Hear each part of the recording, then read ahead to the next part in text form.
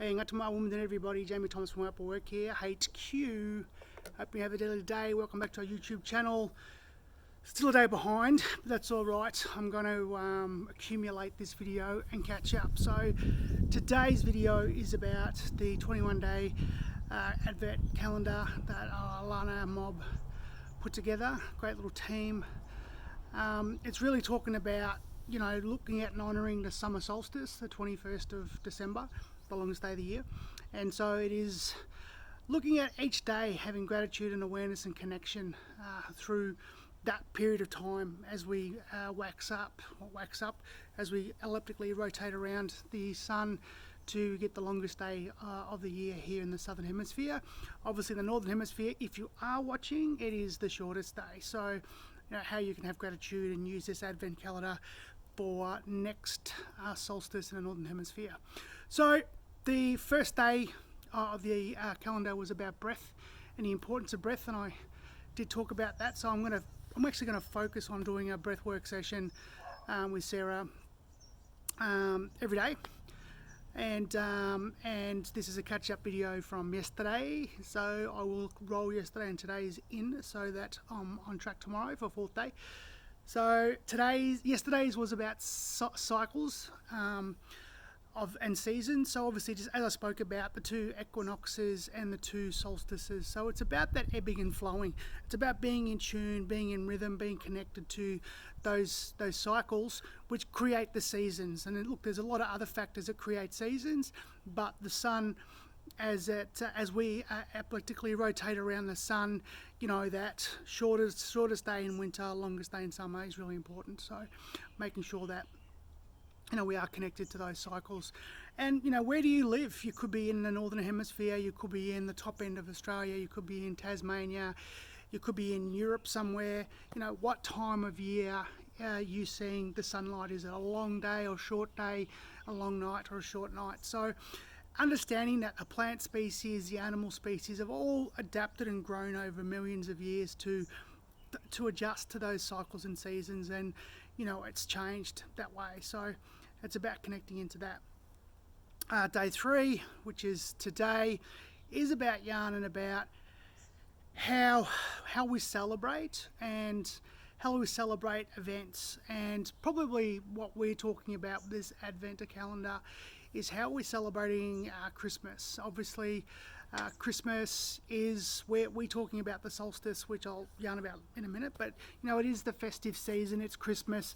It is a Christian-based holiday on the 25th of December. It's commonly known as the birth of Christ. And look, there's a lot of questions and there's a lot of information around that may or may not be true, and there's stories and conversations about how it's been adapted from pagan rituals. I don't know the depth of that conversation. Anyway, I'm not a Christian. I don't really have the capacity to speak on that, but being in tune with an ancient culture like Australian Aboriginal culture, it's about honouring ancient ways, and not just Aboriginal culture, but ancient cultures around the world, how they viewed the longest day of the year. So what were some of the things that they did? How you celebrate, the different ceremonies.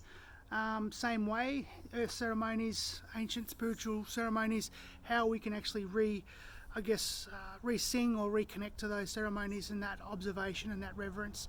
We're going back home on country with some elders to do a Waiapa session and connect into the longest day of the year with our practitioners, which is going to be amazing. Getting bitten by little ants, which is okay, they're a part of the cycle, so I'll just wipe them off, I won't kill them.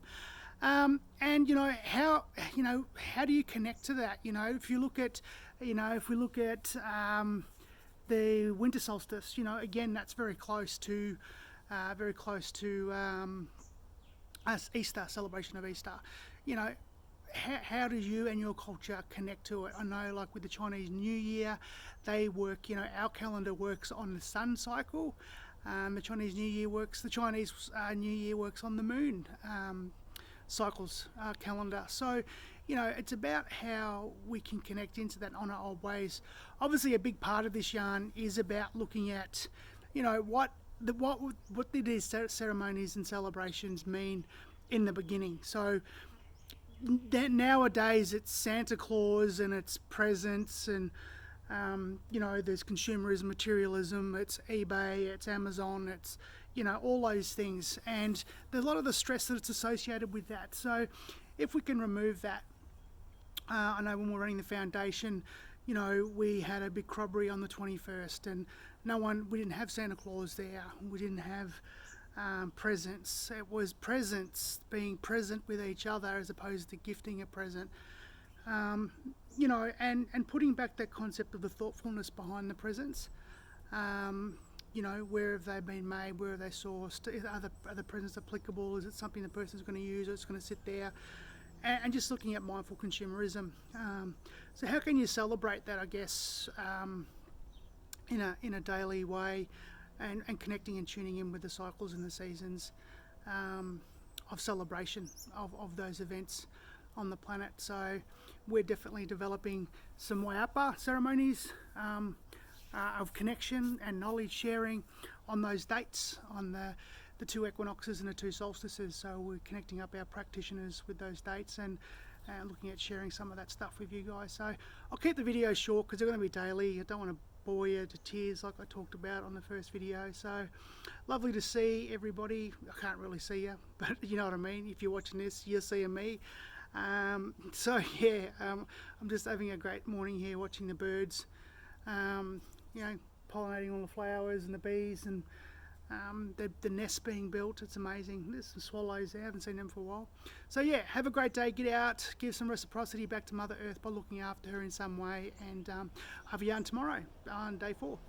Boruk and Yarabi, and peace out.